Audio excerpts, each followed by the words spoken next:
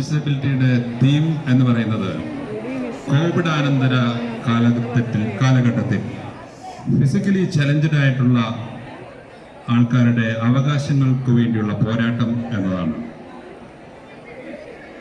നമ്മൾ ബഹുഭൂരിപക്ഷവും 1, 2, 3 പേരൊഴികെ എല്ലാവരും തന്നെ പൂർണ്ണ ആരോഗ്യവാന്മാരാണ്, ബോത്ത് ഫിസിക്കലി ആൻഡ് മെന്റലി എന്നാണ് കരുതുന്നത്.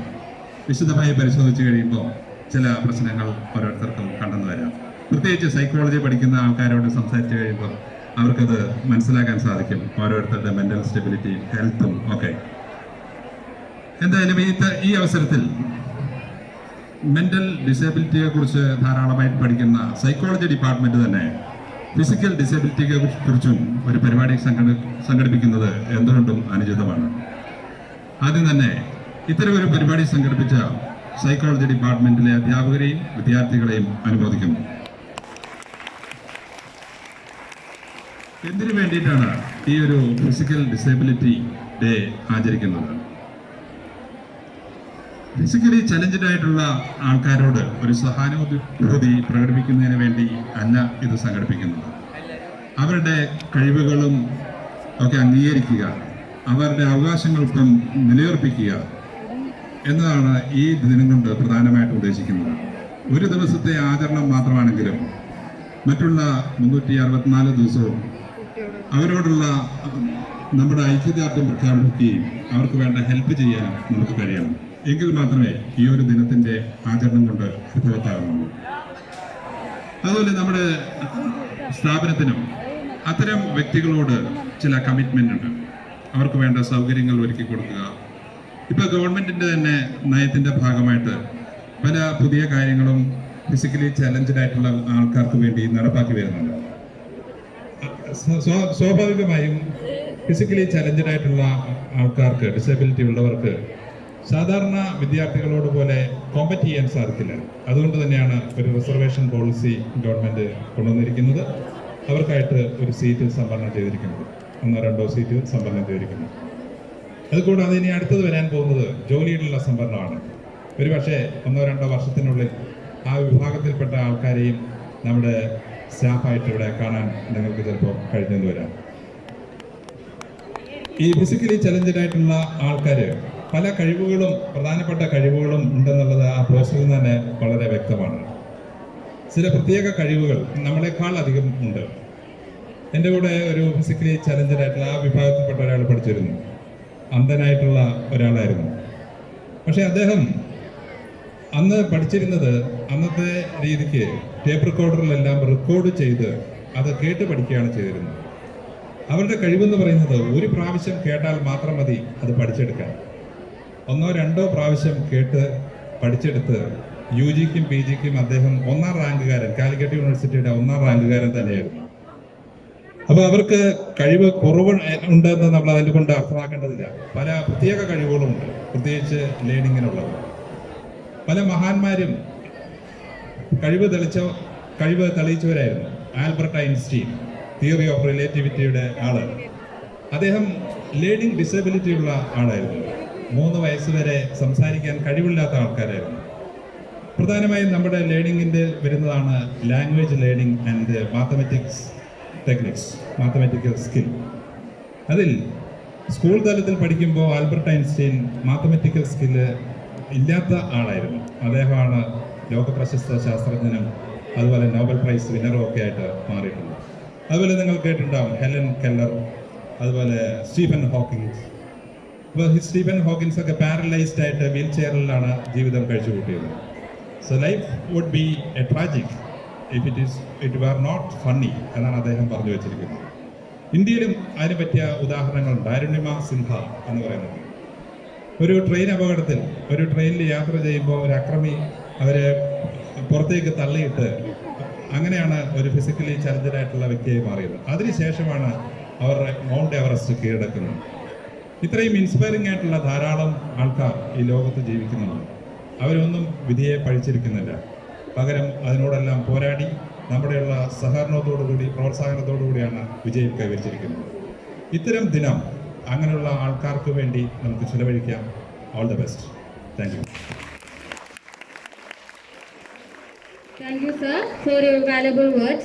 Next, I call upon our Vice Principal, Dr. Simi Varghese, for felicitation.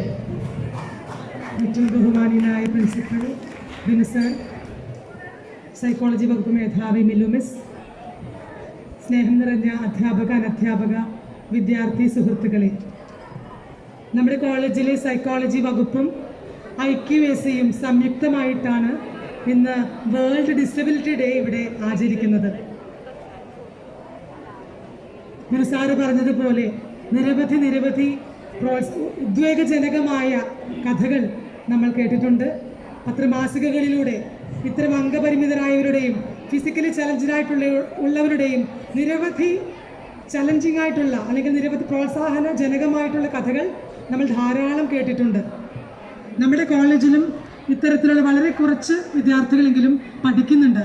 പക്ഷെ അവരൊക്കെ തന്നെ അവരുടെ മേഖലകളിൽ പ്രാവീണ്യം തെളിയിക്കുവാനും നമ്മളെക്കാൾ കൂടുതൽ ഹാർഡ് വർക്ക് ചെയ്യുവാനും ഒക്കെ മനസ്സുള്ള കുട്ടികളാണ്.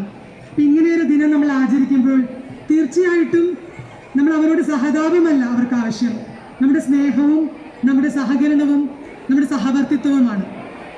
അവർക്ക് പ്രോത്സാഹനം നൽകിക്കൊണ്ട് അവരുടെ അവകാശങ്ങളെക്കുറിച്ചും അവർക്കുള്ള നിയമങ്ങളെക്കുറിച്ചും നിയമപരിരക്ഷയെക്കുറിച്ചുമൊക്കെ നമ്മൾ അവരെ ബോധവൽക്കരിക്കേണ്ടതുണ്ട്.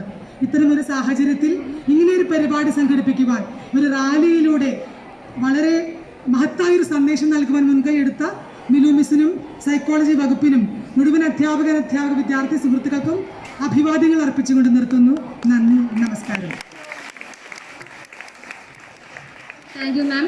Next, I welcome Anna Teresa, second year BSc Psychology, to talk about on Disability Day. A pleasant morning to all. On 16th December 1992, the United Nations General Assembly appealed to the governments around the world to observe 3rd December of each year as International Day of People with Disabilities. The day celebrates the abilities of people with disability around the world. The day is observed with an aim to increase awareness and understanding of disability issues and how we can gain from inclusion of such people in different fields of our life.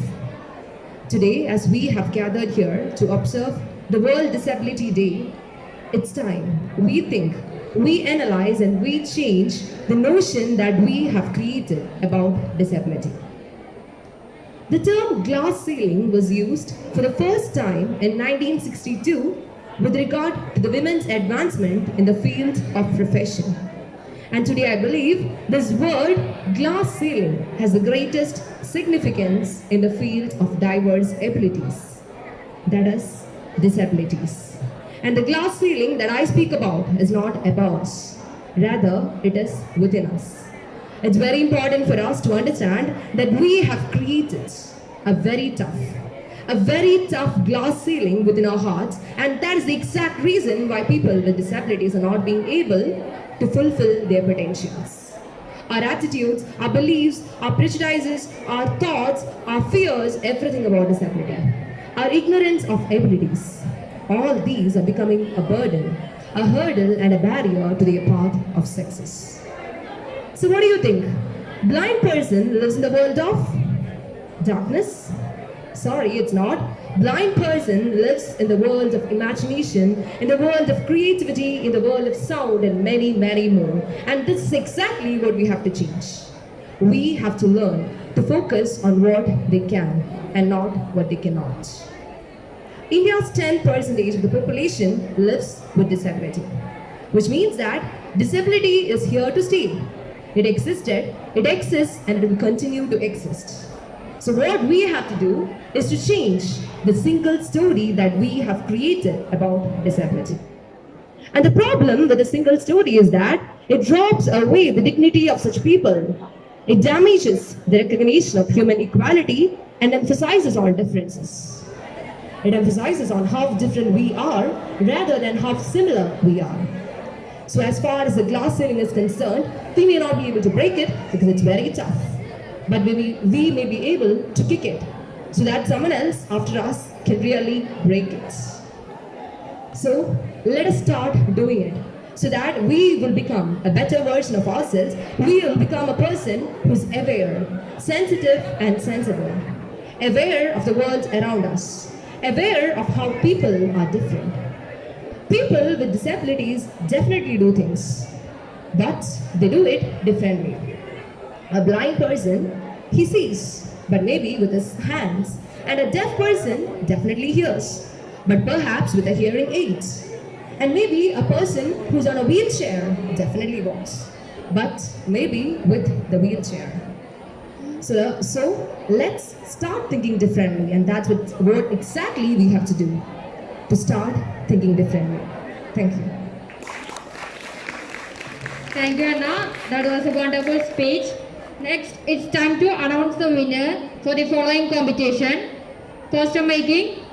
First prize, Gobika from first year BSc Psychology. Second prize, Catherine Solomon, first year BSc Psychology. To hand out the prize, I welcome our principal, Dr. Binu P. Chacko.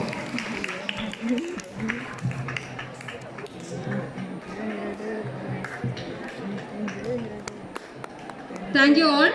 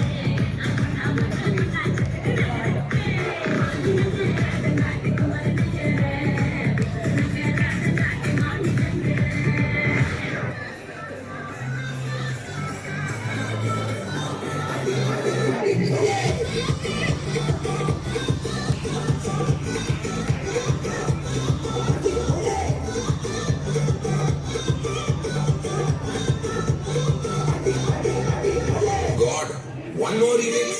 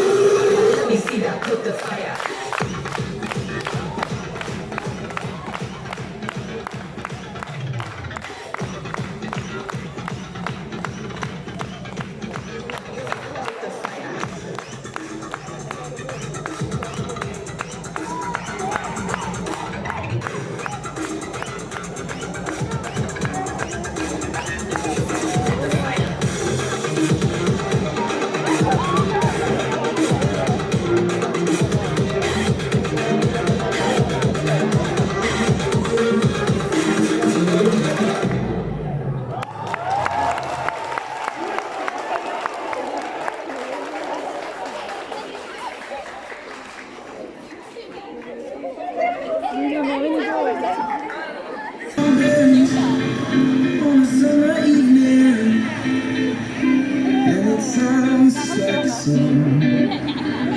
I want strawberries, and that summer feeling. It's so wonderful.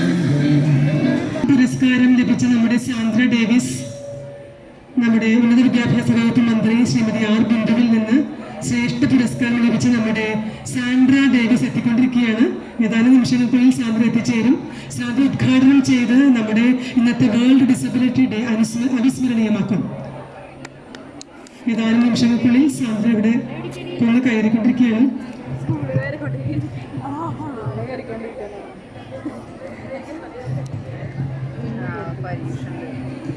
ശ്രേഷ്ഠ പുരസ്കാരം different abled ആയിട്ട് പോലും പല മേഖലകളിലും വ്യക്തിഗത എത്തിച്ചേർത്ത് ലഭിക്കുന്ന അവാർഡാണ്. സാന്ദ്ര എത്തിക്കഴിഞ്ഞു. 10,000 രൂപയും പ്രശസ്തി പത്രവുമാണ് സാന്ദ്ര പ്രൊഫസർ ആർ ബിന്ദുവിൽ നിന്ന് ഏറ്റുവാങ്ങിയത്. Thank U.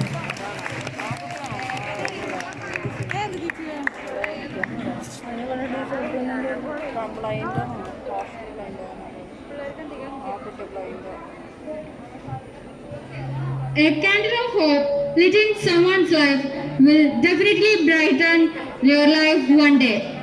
Now, I call upon our principal, Dr. Birubi Chako, to hand out the candle of hope to our dearest student, Sandra from 3rd year BA English.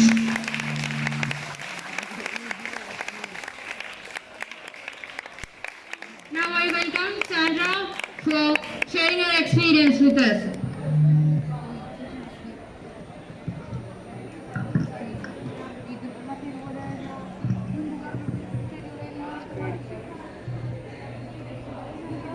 Respected sir, എനിക്ക് ഇങ്ങനൊരു അവസരം തന്നതിന് എല്ലാവർക്കും thank you. നിങ്ങൾക്ക് എന്നെ അറിയുമെന്നറിയില്ല, ഞാനിവിടെ 3rd BA ഇംഗ്ലീഷിൽ 3rd year ആണ്. എനിക്ക് 80% കാഴ്ച കുറവാണ്. ഇപ്പോൾ ഇവിടെ ഇരിക്കുന്നവരൊന്നും എനിക്ക് ആരാണ് എന്താണെന്നൊന്നും കാണില്ല. എനിക്ക് ജന്മനാൽ മുതൽ കാഴ്ചക്കുറവാണ്. ഞാൻ പറയുന്നത് എക്സ്പീരിയൻസ് പ്രിപ്പയർ ഒന്നും ചെയ്തിട്ടില്ല.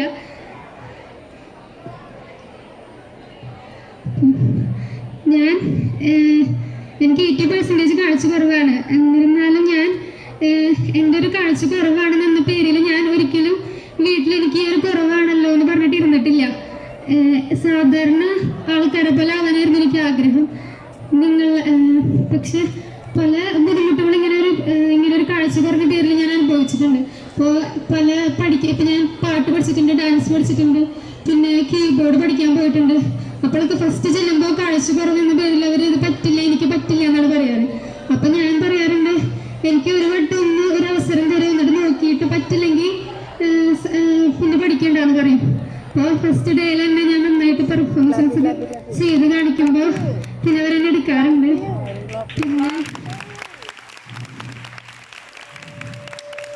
പിന്നെ അതുപോലെ തന്നെ എൻ്റെ പേരൻസിൻ്റെ ഒരു സപ്പോർട്ട് കൊണ്ട് മാത്രമാണ് ഞാൻ ഇന്ന് ഇവിടെ നിൽക്കാനുള്ള കാരണം. ഇപ്പൊ പല കുട്ടികളുണ്ട് ഇങ്ങനെ കുറവുള്ളവർ, ഒട്ടും കണ്ണാണ്, എനിക്കിപ്പോൾ കുറച്ചെങ്കിലും കണ്ണ് കാണാം. അപ്പോൾ ഒട്ടും ഞാൻ 7th വരെ ബ്ലൈൻഡ് സ്കൂളിലാണ് പഠിച്ചിരുന്നത്.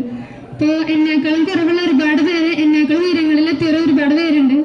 പിന്നെ പലരും ഇങ്ങനെ കുറവെന്ന പേരിൽ പാരൻസ് റൂമിൽ അടച്ചിട്ടിട്ടുണ്ട്. അവർക്ക് അവരുടെ കഴിവുകളൊന്നും തിരിച്ചറിയാതെ അവരെ റൂമിൽ അടച്ചിട്ട് അവരുടെ പല കഴിവുകളും ഇങ്ങനെ പുറത്തെടുക്കാൻ പറ്റാത്ത ഒരുപാട് പേരുണ്ട്. അപ്പോൾ അവർക്കൊക്കെ വേണ്ടി അവരെ ഉന്നതിയിലേക്ക് എത്തിച്ച് അവരുടെ കഴിവുകളൊക്കെ പുറത്തെടുപ്പിക്കണം എന്നാണ് എൻ്റെ ആഗ്രഹം. അപ്പോൾ ബ്ലൈൻഡ്സ് എന്നൊക്കെ പറയുമ്പോൾ സാധാരണ കലാപരമായ രീതിയിൽ മാത്രമായിരുന്നു വരുന്നുകൊണ്ടിരുന്നത്. അപ്പോൾ എനിക്ക് നമുക്ക് എന്താണ് പറ്റാത്തത് അത് ചെയ്യാനായിരുന്നു കൂടുതൽ ആഗ്രഹം. ഞാൻ അപ്പോൾ സ്പോർട്സിൽ പങ്കെടുക്കാൻ തുടങ്ങി. പിന്നെ എനിക്ക് ഗേൾസിൻ്റെ കേരള ബ്ലൈൻഡ് ക്രിക്കറ്റ് ടീമിൽ എന്നെ സെലക്ട് ചെയ്തു. അതിലൊരു ടൂർണമെൻറ്റിൽ കളിക്കാൻ പോയി. പിന്നെ ഇപ്പോൾ ഞങ്ങൾക്ക് എന്നെ തൃശ്ശൂർ ജില്ലയിൽ സ്പോർട്സിൻ്റെ ഏറ്റവും കൂടുതൽ സ്പോർട്സിൽ മികവ് തെളിയിച്ച എന്ന പേരിൽ എന്നെ തൃശ്ശൂർ ജില്ലയിൽ നിന്ന് ശ്രേഷ്ഠ പദ്ധതിയുടെ ഒരു ഭാഗമായിട്ട് തിരഞ്ഞെടുത്തു. അതാണ് കണ്ടത്. പിന്നെ ഇതിപ്പോൾ എൻ്റെ കാര്യം, എനിക്ക് എന്നേക്കാൾ ഒരുപാട് കഴിവുള്ള ഒരുപാട് പേര് ഇവിടെ ഉണ്ട്. പക്ഷെ അവർക്ക് എന്താണെന്ന് വെച്ചാൽ ഇങ്ങനെ ഒരു അവസരം ഇങ്ങനെ സപ്പോർട്ട് ചെയ്യാനിപ്പോൾ ഫ്രണ്ട്സായ പോലെ എൻ്റെ ടീച്ചേഴ്സ്, ഞാൻ ഇത്ര വരെ എൻ്റെ ഈ ഡിഗ്രി വരെ എല്ലാ ടീച്ചേഴ്സും എനിക്ക് സപ്പോർട്ട് എന്ത് ചെയ്തു തരാനായാലും പഠിപ്പിക്കാനായാലും എല്ലാം സപ്പോർട്ടായിരുന്നു. പക്ഷെ ഇങ്ങനെ പല ബുദ്ധി പറഞ്ഞ പിള്ളേരെ അങ്ങനെ കണ്ടിട്ടുണ്ട്. അവരൊക്കെ ആദ്യം ഇങ്ങനെ ഞങ്ങൾ ക്ലാസ്സിലിരിക്കുമ്പോൾ അവരെ ബാക്ക് ബെഞ്ചിലേക്ക് തള്ള എന്നൊരു ഇതായിരുന്നു ഞാൻ കണ്ടിട്ടുണ്ടായിരുന്നു. അപ്പം ഞാൻ ചോദിച്ചിട്ടുണ്ട് ഇവർ പിന്നെ കുട്ടികളായാലും അവരൊരു വേറൊരു രീതിയിൽ കാണുകയാണ് ചെയ്യാറ്. അപ്പോൾ എനിക്ക് നിങ്ങളോട് പറയാൻ എന്താണെന്ന് വെച്ചാൽ, നിങ്ങൾ ആദ്യം അവരൊന്ന് അറിയണം. അവർക്കും നമ്മളെ പോലെ അവർക്കൊന്നും ആവശ്യം നിങ്ങളുടെ സഹതാപമൊന്നുമല്ല. ഇപ്പം ഞാൻ അങ്ങനെ ഒരു വ്യക്തി എന്ന നിലയിൽ എനിക്കത് പറയാൻ പറ്റും. എനിക്ക് സഹതാപമല്ല ആവശ്യം, നിങ്ങളെ പോലെ ഒരാളാവാനാണ് ഞാൻ ആഗ്രഹിക്കുന്നത്. അപ്പോൾ നിങ്ങളുടെ കൂടെ നിർത്തി നിങ്ങളുടെ എല്ലാ സപ്പോർട്ടും തരണം എന്നാണ് എൻ്റെ ആഗ്രഹം. അപ്പോൾ എല്ലാവരുടെയും സപ്പോർട്ട് ഉണ്ടാവണം. ഞാൻ നന്നായിട്ട് പ്രിപ്പയർ ചെയ്തിട്ടില്ല. എനിക്ക് എക്സാം ആയിരുന്നു, പെട്ടെന്നാണ് പറഞ്ഞത്. അപ്പോൾ ഇനിയും എൻ്റെ കൂടെ എല്ലാവരും ഉണ്ടാവണം, എന്നാലാണ് എനിക്ക് നല്ല ഒരു ഉയരങ്ങളിലേക്ക് എത്താൻ പറ്റുള്ളൂ. പിന്നെ ഇവിടെ ഡിസേബിളിന് വേണ്ടി ചെയ്തെന്ന് പറഞ്ഞാൽ സന്തോഷമുണ്ട്. അപ്പോൾ എല്ലാ കോളേജിലും ഇങ്ങനെ ഡിസേബിൾ ആയിട്ടുള്ള കുട്ടികൾക്ക് വേണ്ടി ബ്രാഞ്ചസ്, പിന്നെ അവർക്ക് വേണ്ടി കാര്യങ്ങൾ ചെയ്യാനുള്ള ഗ്രൂപ്പ്സൊക്കെ ഉണ്ടെന്ന് എന്നോട് പറയാറുണ്ട്. അപ്പോൾ ഇവിടെയും അങ്ങനെയുള്ളൊരിത് വന്നതിൽ എനിക്ക് സന്തോഷമുണ്ട്. എല്ലാവർക്കും സപ്പോർട്ട് ഉണ്ടാവണം. Thank you. Thank you, Sandra, for sharing your inspiring experience with us. Next, I welcome the one who lightening her life, her mother.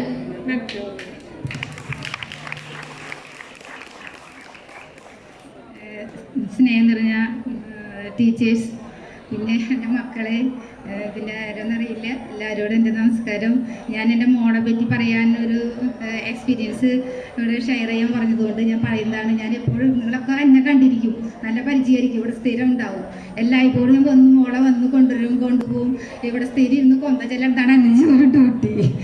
അതുകൊണ്ട് ടീച്ചേഴ്സിന് എല്ലാവർക്കും എന്നെ അറിയാം. പക്ഷേ നിങ്ങൾ പറഞ്ഞ നിലയ്ക്ക് ഞാൻ പറയാണ്, ഒരു ബ്ലൈൻഡ് കുട്ടി എന്നല്ല, ഒരു വികലാംഗ കുട്ടി നമ്മുടെ വീട്ടിലുണ്ടാകുമ്പോഴാണ് നമുക്ക് അവരുടെ വിഷമം നമുക്ക് ശരിക്കും അറിയാൻ പറ്റുള്ളൂ. അതല്ലെങ്കിൽ ഞങ്ങൾ ഇതിനു മുന്നേ എനിക്ക് ഈ കുട്ടി ഉണ്ടാകുമ്പോൾ എനിക്ക് അവരുടെ വിഷമം എന്താണെന്ന് അറിയാൻ പാടില്ല. പക്ഷെ എൻ്റെ മോൾ എനിക്ക് ജനിച്ചപ്പോൾ ഞാൻ പലപ്പോഴും വിചാരിച്ചിട്ടുണ്ട് ചത്തോട്ടെ എന്ന് വിചാരിച്ചിട്ടുണ്ട്.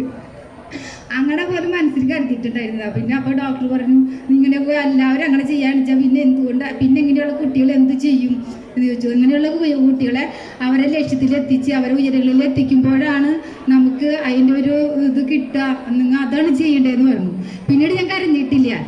ഇവൾക്ക് വേണ്ടി എന്തൊക്കെ ചെയ്യാൻ പറ്റണു അവിടേക്കൊക്കെ ഞാൻ കൊണ്ടുപോകും. ഈ കുട്ടികൾ പിന്നെ ഇവളെ പോലെ തന്നെ ഉള്ള കുട്ടികൾക്ക് എന്തൊക്കെ ചെയ്ത് കൊടുക്കാൻ പറ്റണോ അതൊക്കെ ഞാൻ ചെയ്തു കൊടുക്കും. പിന്നെ ഇവളെ കൊണ്ടുപോകുന്ന സ്ഥലത്തൊക്കെ എനിക്ക് ഇങ്ങനത്തെ ക്ലാസ്സുകൾ കൂടാൻ പറ്റും ഇവരെ പറ്റിയിട്ട്. അപ്പോൾ ഞാൻ ഇവിടുത്തെ പേരൻസിനൊക്കെ അവർക്കൊക്കെ ഇതിൻ്റെ മോട്ടിവേഷൻ പറഞ്ഞു കൊടുക്കും ഞാൻ. കാരണം എൻ്റെ മോളെ പറ്റി ഞാൻ പറയുന്നതും പിന്നെ അവർ മോള് കുറച്ചെങ്കിലും കാണാം. അതുകൊണ്ട് തന്നെ ബ്ലൈൻഡ് സ്കൂളിൽ തന്നെ ഒട്ടും കാണാത്ത കുട്ടികളാണ്. അപ്പോൾ അവിടെ എല്ലാവരെയും ഹെൽപ്പ് ചെയ്യുന്നത് ഇവളായിരിക്കും. അപ്പോൾ അവളുടെ ആഗ്രഹം എന്ന് വെച്ചാൽ ഒത്തിരി പഠിച്ചൊരു ജോലി വാങ്ങിക്കുക, എന്നിട്ട് ഇങ്ങനെയുള്ള കുട്ടികളെ ഡെവലപ്പ് ചെയ്ത് കൊണ്ടുവരിക. കലാപരമായിട്ടും കായികപരമായിട്ടും മാത്രമല്ല, അവർക്ക് പറ്റാത്ത പല ഇതുകളുണ്ട്. പല സ്ഥലത്തും ചെല്ലുമ്പോൾ ഇങ്ങനെയുള്ള കുട്ടികൾക്ക് ടീച്ചേഴ്സ് പേടിയാണ്. ഇങ്ങനെ എടുക്കാൻ പറ്റുമോ, ചെയ്യാൻ പറ്റുമോ, പല കോളേജിലായാലും പിന്നെ സ്കൂളിലായാലും ഇങ്ങനെ ഒരു ഡൗട്ടാണ്. പക്ഷെ എല്ലാ തരത്തിലും സയൻസായിരുന്നു അവർക്ക് പഠിക്കാൻ ഇഷ്ടം. പക്ഷെ അവിടെയും ഇവിടെ ഇത് വരുന്നു പറഞ്ഞിട്ട് നമുക്ക് ക്ലാസ് വരുന്നു പറഞ്ഞിട്ട് അതിനെ പറ്റിയിട്ട് എടുക്കാൻ പറ്റിയിട്ടില്ല. അവൾ തന്നെ അപ്പോൾ തന്നെ ഹ്യൂമാനിറ്റീസ് ഒട്ടും ഇഷ്ടമില്ലാത്തൊരു വിഷയമായിരുന്നു. എന്നിട്ട് അത് എടുക്കണം അവൾ കരഞ്ഞിട്ടുണ്ട്. പക്ഷെ ആ സാഹചര്യം പിന്നെ കമ്പ്യൂട്ടർ സയൻസൊക്കെ അവൾ ഫ്രണ്ട്സൊക്കെ എടുത്തു. പക്ഷെ അതിൻ്റെ പിന്നാലെ പോകാൻ എനിക്ക് അതിലൊരു ഇതുണ്ടായിരുന്നില്ല. അതുകൊണ്ടാണ് ഞാൻ പോയില്ല. പക്ഷെ അവളെ 2 ഫ്രണ്ട്സ് ഇപ്പോൾ കമ്പ്യൂട്ടർ പഠിച്ച് MCA അങ്ങനെ ഒരുപാട് ഉയരങ്ങളിൽ എത്തിയിട്ടുണ്ട്. അതുപോലെ ഇനിയുള്ള കുട്ടികൾക്ക് ഇവൾക്ക് എന്നിട്ട് താഴെയുള്ള കുട്ടികൾ, ഒരുപാട് കുട്ടികൾ നമ്മൾ കണ്ട എന്താ പറയണേ, ഓരോ ഫ്രണ്ട്സിൻ്റെ അമ്മ എന്നോട് എപ്പോഴും പറഞ്ഞതാണ്, എൻ്റെ മോള് മരിച്ചിട്ട് വേണം എനിക്ക് മരിക്കാനെന്ന്, അല്ലെങ്കിൽ ഞങ്ങൾക്ക് ഒരുമിച്ച് മരിക്കരുത്. അത്രയും വിഷമിച്ച് ഓരോ പേരൻസ് അത്രയും നിങ്ങൾ അത്രയും അവരെ കഴിക്കണം, അത്രയും അവർ ത്യാഗം രക്ഷിച്ചാണ് ഓരോ കുട്ടി. എൻ്റെ മോളെ പറയല്ല, എമ്മാർ കുട്ടികളൊക്കെ നോക്കുമ്പോൾ നമ്മളെ പോയ അനുഭവമാണ്.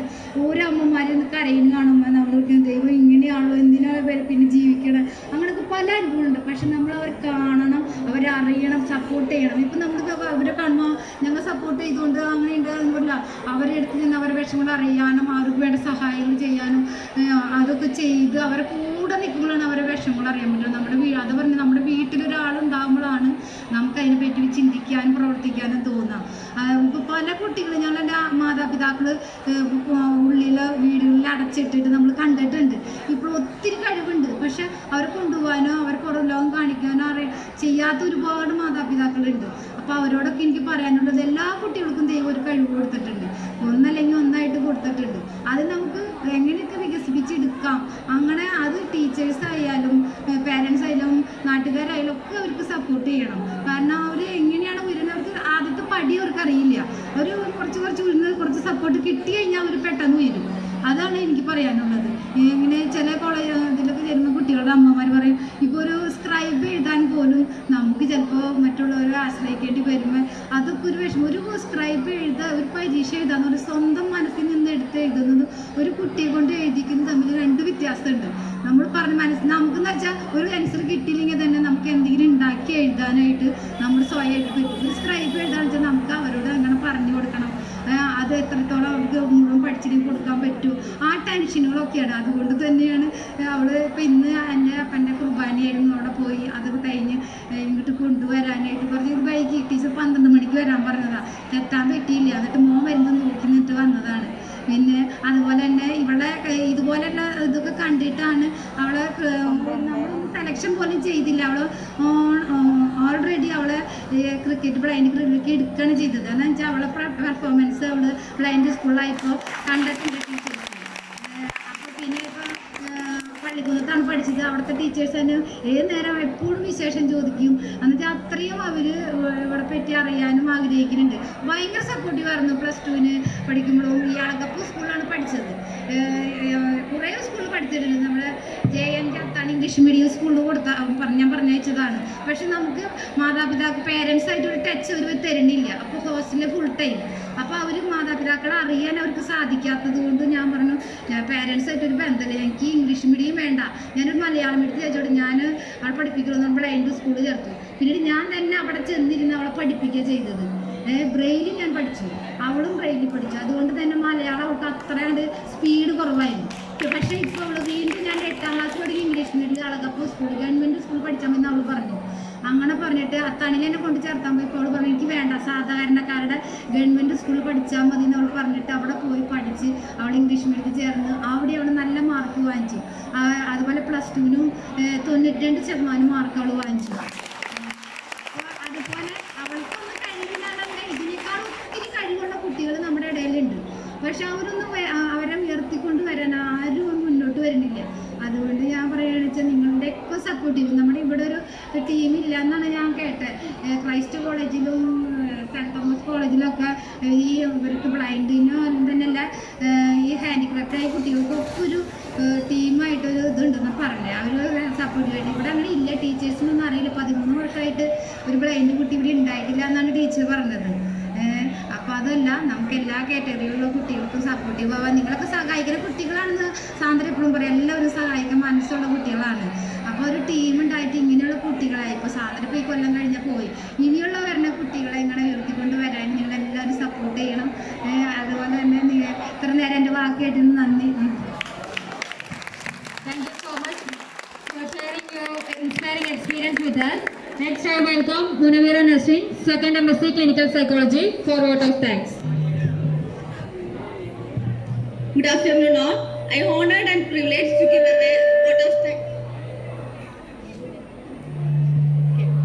vote of thanks on this very special occasion of World Disability Day observance.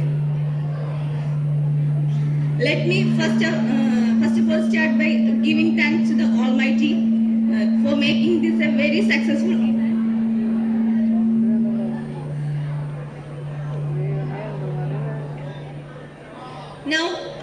to thank our founder manager, Father Harshajan Payatil, for always guiding us through the righteous paths. I sincerely thank our respected principal, Dr. Binu P. Chako, who despite his busy schedule found time to grace this occasion.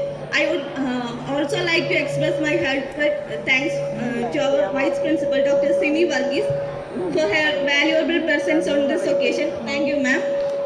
The backbone and head of psychology department, Dr. Milu Maria Andrew, has helped us throughout for making this a very successful occasion. Thank you so much, ma'am, for your support.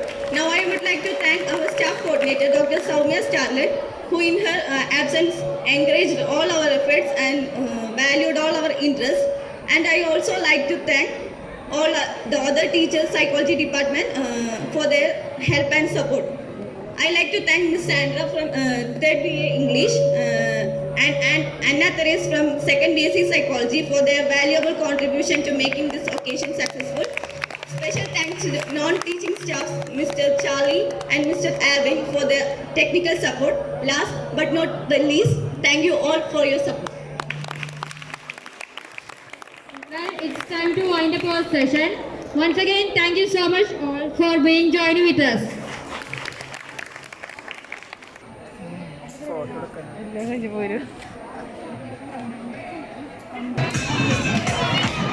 കളിക്കും പോയി കളിക്കും. ആ ചെന്നു.